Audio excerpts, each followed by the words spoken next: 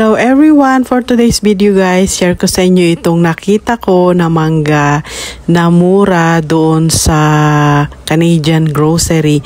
Hindi sa Asian grocery guys. Ayan, ang dami niya. Ang binayaran ko lang ay $6.88. At ayan ang itsura niya guys. Nung nahiwa ko, ang bilis lang nahinog. Kahapon green pa, kinaumagahan hinog na silang lahat. Ayan guys, salamat at natikman ko rin ang manggang ito. Selos na selos ako sa dami ng mangga sa Pilipinas noon. At ngayon naman, ako naman ang kakain ng mangga. Matamis naman siya guys. At product siya ng Mexico. At ayan, hiniwa ko na guys. Ginagawa ko ng pang merienda.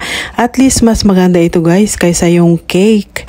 Ito ay prutas, mas masustansya syempre.